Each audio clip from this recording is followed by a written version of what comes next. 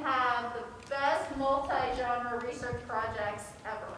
Now, how many people in here today already know what they're going to research? A few of you do?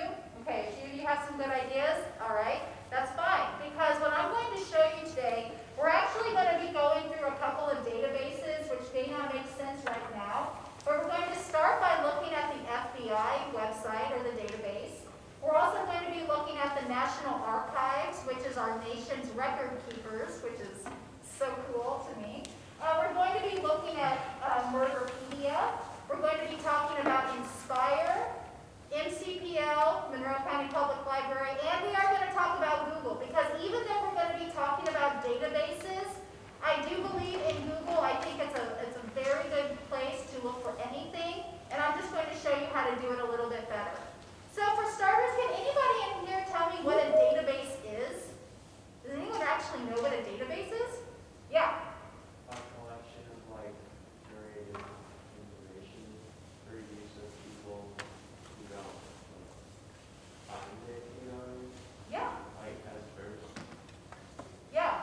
And what he just set up here was it's a collection of curated information, and that's great. That's exactly what it is.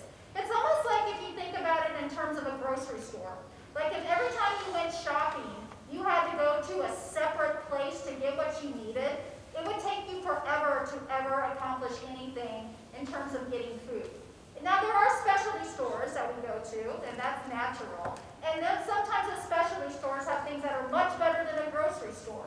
But in general, a grocery store is pretty great because it gathers all the food, so you can just go there for a one-stop shop. So that's what we're going to be talking about today, is I'm going to be showing you some databases. And the reason why I've asked you guys to open up your computers is I want you to be bookmarking as we go along.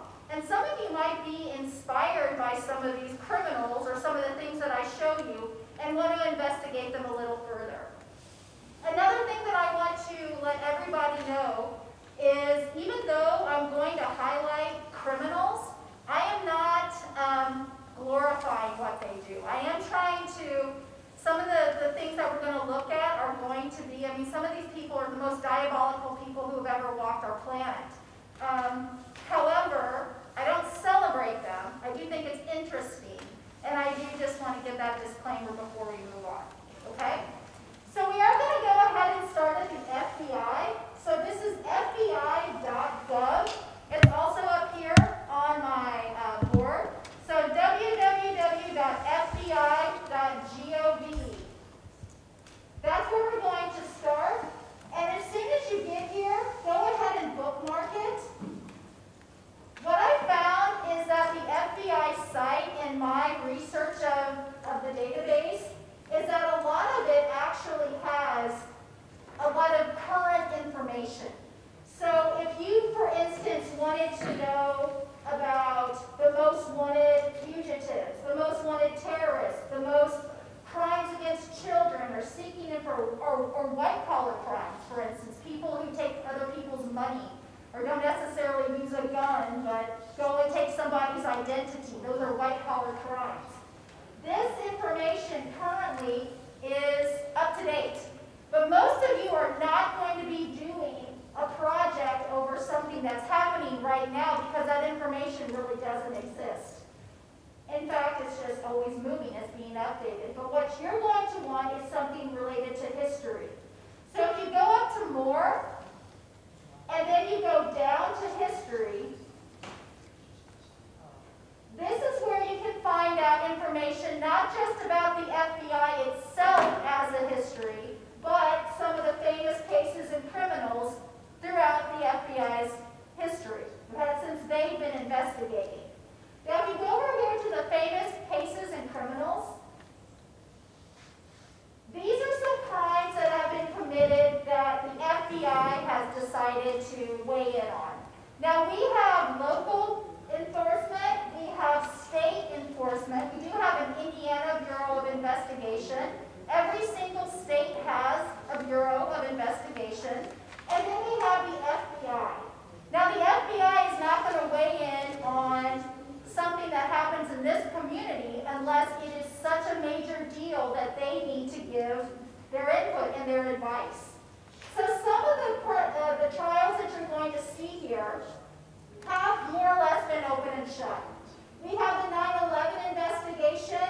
We have the Alcatraz escape, which is a prison in San Francisco.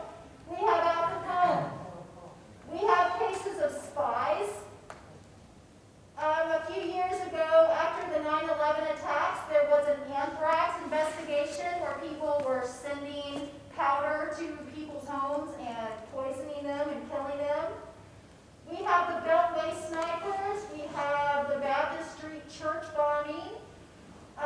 We have Bonnie and Clyde. We have agents that were selling information to other countries. We have the D.B. Cooper hijacking. This is a man who absolutely, he just jumped out of a plane one day and with stolen cash, and he has never been seen since. We have Emmett Till. We have the Enron case. We have information about Frank Sinatra. If you've ever heard of Frank Sinatra when he's a little crooner, he was kidnapped, or they wanted to kidnap him. We have information about George Machine Gun Kelly. The list goes on and on and on and on. But what's really interesting about this site is that it covers spies and treason, kidnapping, bombs, fraud, cults, and gangsters. So when you're on this site, there are so many things that you can do with it. Now I'm going to highlight a couple of these because not only are these just pictures and just words, but they're contained within them are links that can take you other places. So for instance, if we were going to start with Bonnie and Clyde, Bonnie and Clyde was a couple who were they're considered part of the gangster era of the 1920s and 30s. They were a couple. Clyde Morrow was the one who did he was accused of doing most of the murdering and the kidnapping and all the things that he's accused of, while Bonnie was in love with him. Bonnie was his girlfriend, and Bonnie jumped on, and so everything that happened with him, she was associated, and eventually she was also murdered at the same time that he was. So on this site, for instance, if you wanted to look up something, this is what I'm going to suggest. You're going to be doing a multi-genre project. Pay attention to these pictures. These pictures, some of these pictures are some of the best things that you're going to have for your projects. And in fact, many of these are also primary sources. A primary source is created at the time that an event occurs, so nothing can be as genuine as a primary source. A secondary source is going to be something that is an interpretation of it, like a book, like a magazine, or an expert studying it. But if you go down through this, for instance, here are some of the fingerprints that were used, that were Clyde's. Down here are some of the warrants that were out for Bonnie and Clyde. I mean, these people were really concerned. There was just a rash of people going around and either holding up banks or holding up a lot of people or just terrorizing them in the 20s or 30s. So this was a big deal to the FBI.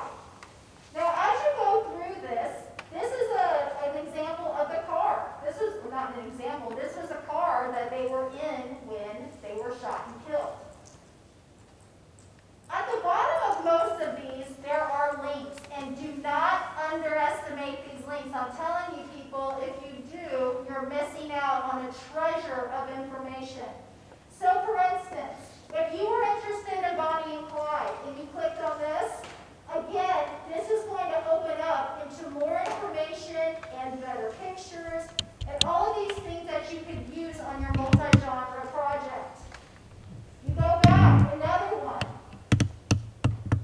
More pictures of Bonnie, more pictures of Clyde. They took a lot of pictures of themselves. And the thing is with Bonnie and Clyde, when I talk about their relationship, Bonnie truly loved Clyde. And it was like one of the things that she brought with her, she brought her typewriter, and she was always writing letters, and she was just almost like this romantic